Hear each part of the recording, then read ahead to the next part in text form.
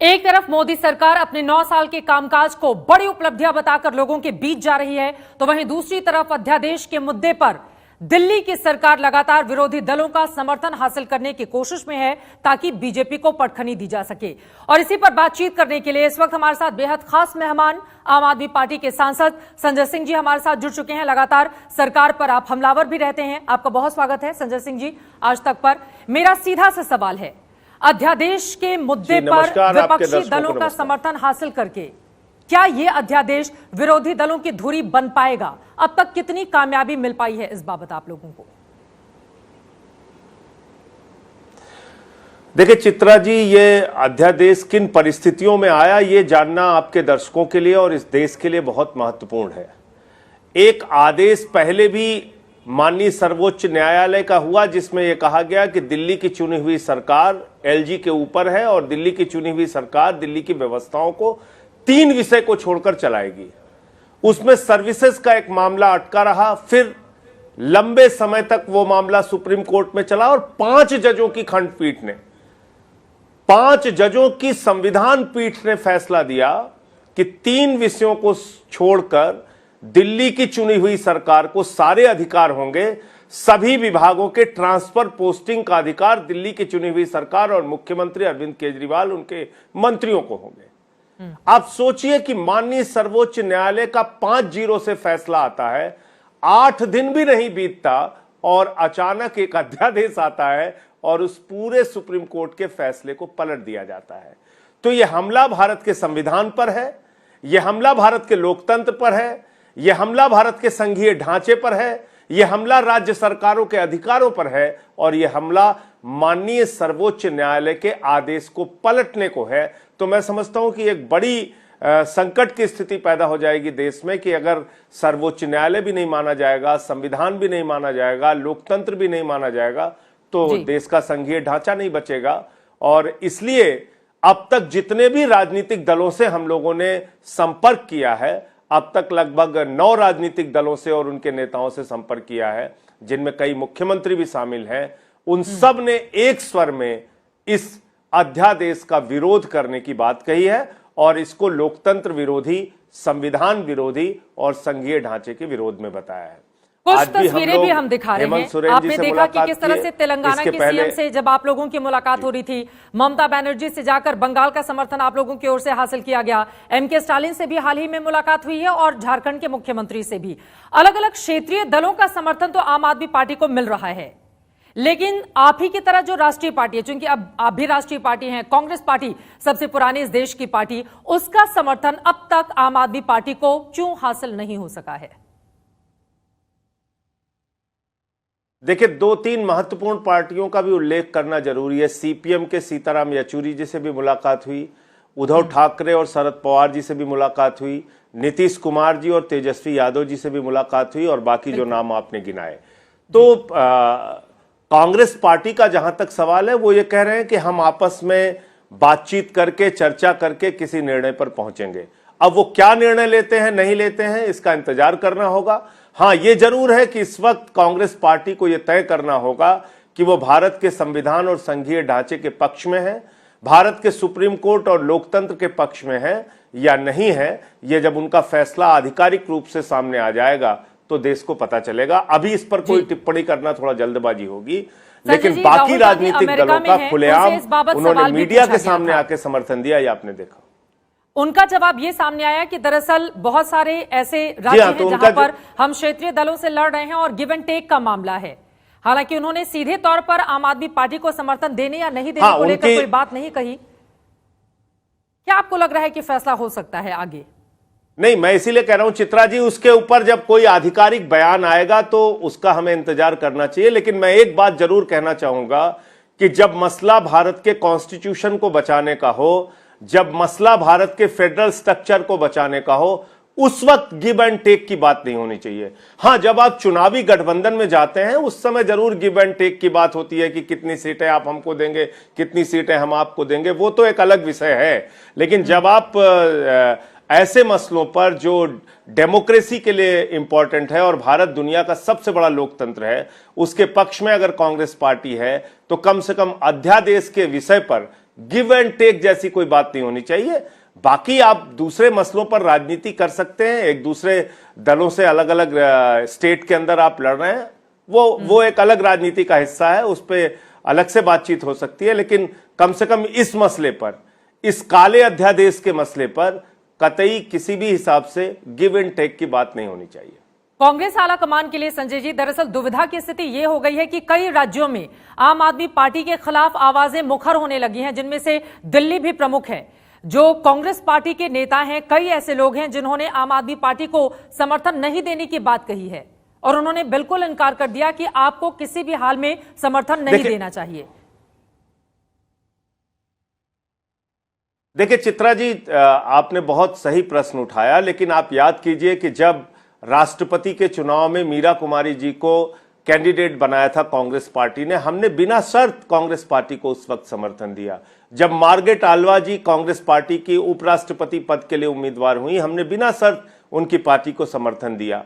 जब कोई भी राष्ट्रीय किसान आंदोलन आप देख लीजिए, उस वक्त जब ये तीनों काला कानून आया था, उस समय पूरी तरह से कांग्रेस के साथ, पूरी विपक्षी पार्टियों के साथ आम आदमी पार्टी, और आप तो जानती हैं कि मैं उस वक्त सस्पेंड भी हुआ था, हम लोग खड़े रहे।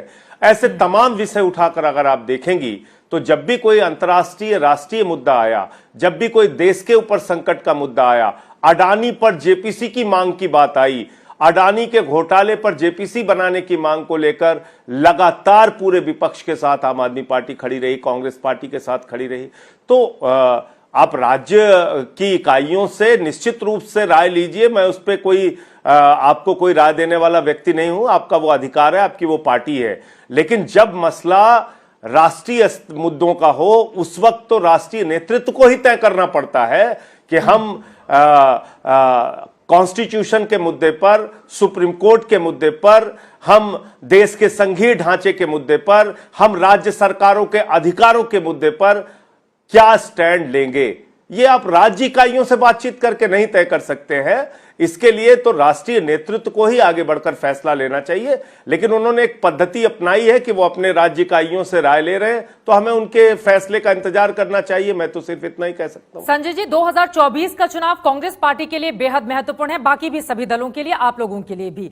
चूंकि 2024 के मद्देनजर विपक्षी एकता की लगातार उसकी ओर से कोशिशें की जा रही हैं। अगर वो अध्यादेश के मुद्दे पर आपके साथ खड़ी रहती है, फिर तमाम राज्यों में वो चाहेगी कि आम आदमी पार्टी कांग्रेस पार्टी के उम्मीदवारों का समर्थन करे जो चुनावी मैदान में जाएंगे।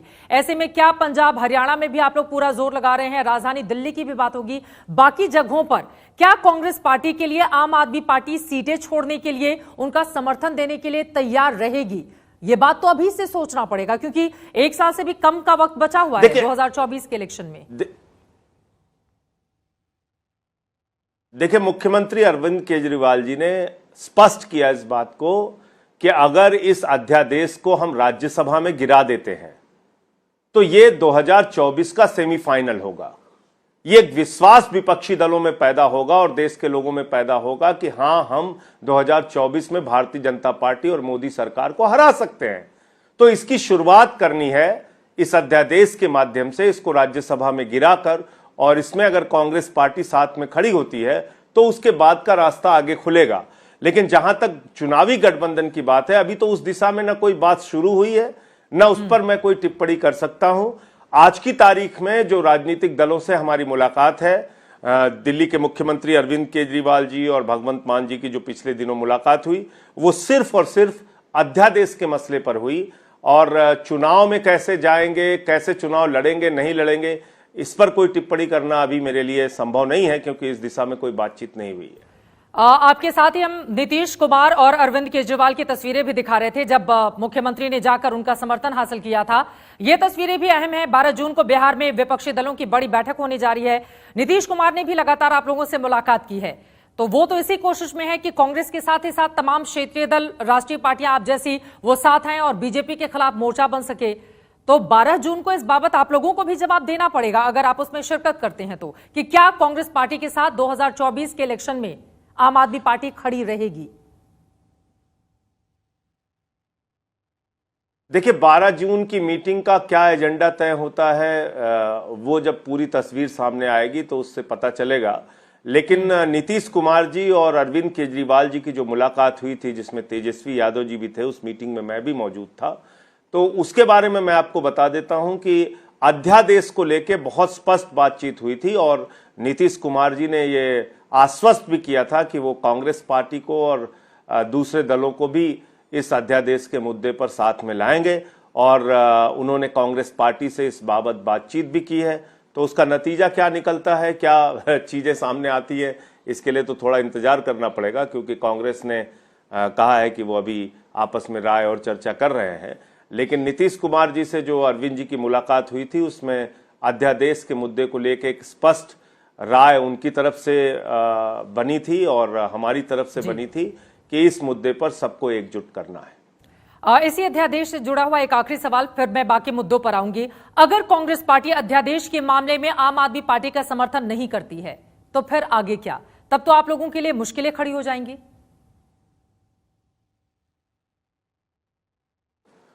नहीं, निश्चित रूप से कांग्रेस पार्टी के पास 31 सांसदों की संख्या है, तो अगर उनका समर्थन नहीं मिलता है तो इस बात को पूरा देश भी देखेगा और जिन लोगों का यकीन भारत के लोकतंत्र में है, संघीय ढांचे में है, जो लोग ये मानते हैं कि माननीय सर्वोच्च न्यायालय के आदेश को भी क्या पलटा जा सकता है, क्या माननीय सर्वोच्च न्यायालय के आदेश के भी अब कोई मायने नहीं रहेंगे और जब चाहेगी सरकार एक अध्यादेश के जरिए 5-0 के जजों के फैसलों को बदल देगी, तो उसमें कांग्रेस पार्टी की अगर हमारे खिलाफ कोई राय बनती है तो निश्चित रूप से उनको भी जवाब देना पड़ेगा देश के सामने आके, और क्या जवाब वो देंगे, कैसे वो इस बात से बचेंगे, उनके लिए भी बड़ी मुश्किल होगी, मैं समझता हूँ। ठीक है, अब मैं आ जाती हूं राजधानी दिल्ली में चल रहे दो बड़े मुद्दों पर। एक तरफ एक लड़की की चाकुओं से गोदकर हत्या कर दी जाती है, लव जिहाद का मामला बताकर इसको देश के सामने रखा जाता है, क्योंकि हिंदू और मुस्लिम से जुड़ा हुआ यह मामला है। वहीं दूसरी तरफ ब्रजभूषण शरण सिंह, उनको लेकर खाप पंचायत हुई है कुरुक्षेत्र में और अब कहा जा रहा है कि 9 जून तक का अल्टीमेटम दिया गया है, नहीं मानने पर अगर गिरफ्तारी होती है तो फिर जंतर मंतर पर प्रदर्शन करेंगे किसान। इन दोनों ही मामलों को आप कैसे देख रहे हैं, एक एक करके अगर आप आंसर दें। देखिए चित्रा जी, मैं तो बड़ी विनम्रता पूर्वक ये बात कहना चाहूंगा कि जब हमारी ये बेटियां विदेशों की धरती से मेडल लेके आती हैं तो हमारा भी सीना चौड़ा हो जाता है और देश का एक एक नागरिक इस बात पे गौरवान्वित महसूस करता है कि हमारे पहलवान, हमारी बेटियां ओलंपिक में मेडल लेके आ रही हैं। और जहां तक साक्षी मलिक का सवाल है चित्रा जी, तो वो भारत की पहली महिला पहलवान हैं जिन्होंने ओलंपिक में मेडल लिया। तो ये हम सब के लिए बहुत दुख की बात है कि आज वो पहलवान अपना मेडल गंगा में प्रवाहित करने के बारे में सोच रहे हैं। अगर वो अपना मेडल गंगा में प्रवाहित कर देते तो हम समझते हैं कि ये भारत की सरकार के ऊपर भी और हम सब के लिए एक बहुत दुखद क्षण होता और भारत की सरकार के लिए तो बहुत जोरदार तमाचा होता, मैं ऐसा मानता हूं। तो प्रधानमंत्री जी को निश्चित रूप से इस मामले में हस्तक्षेप करना चाहिए, क्योंकि जब ये बेटियां मेडल लेके आती हैं तो प्रधानमंत्री जी उनको अपने घर पे डिनर पे बुलाते हैं, लंच पे बुलाते हैं, उनके साथ फोटो खिंचवाते हैं और कहते हैं कि ये तो हमारे परिवार की बेटी है। तो जो आपके परिवार की बेटियां हैं, जिनको आप अपना परिवार मानते हैं, वो पिछले 1.25 महीने से जंतर मंतर पे आंदोलन कर रही थी और जिस दिन आप संसद का उद्घाटन कर रहे थे, जिस दिन आप लोकतंत्र के सबसे बड़े मंदिर का उद्घाटन कर रहे थे, उस दिन आप उन्हीं बेटियों को अपनी पुलिस के द्वारा प्रताड़ित करवा रहे हैं, उनको सड़क पर अपनी पुलिस से घसीटवा रहे हैं, उनके साथ मारपीट करवा रहे हैं, उन पे मुकदमे लिखवा रहे हैं। ये किस प्रकार की डेमोक्रेसी है? ये किस प्रकार का पहलवानों के प्रति और महिलाओं के प्रति सम्मान है? अगर इसमें अब तक सरकार ने साफ नियत से हस्तक्षेप किया होता तो मैं समझता हूं कि ये पहलवानों का आंदोलन और उनको इतना प्रताड़ित नहीं होना पड़ता और इतना बड़ा फैसला कि अपने जीवन की सबसे बड़ी कमाई, सबसे बड़ी पूंजी, उनका वो मेडल वो गंगा में फेंकने जा रही थी। मैं समझता हूं कि ये निराशा के क्षण इस देश को नहीं देखने पड़ते, लेकिन दुर्भाग्य से भारतीय जनता पार्टी की सरकार हर मसले में अपनी पार्टी के जुड़े हुए कोई भी अपराधी हो उनके साथ खड़े हो जाते हैं, चाहे वो लखीमपुर कांड हो, चाहे वो उन्नाव कांड हो, चाहे वो ये जंतर मंतर में पहलवानों का जो मामला है, ये पूरा मामला। तो ठीक है। अक्सर ऐसा देखने को मिल रहा है। आखिरी 2 लाइन में मैं आपसे जवाब चाहूंगी। ये जो एक लड़की को चाकू से गोदकर राजधानी दिल्ली में मार दिया गया है, उस पर बीजेपी और आपके बीच टोपीज ट्रांसफर का काम हो रहा है। हाँ जी, दिल्ली और केंद्र की सरकार दोनों को ही इस मामले में संवेदनशील होने की क्या जरूरत नहीं है?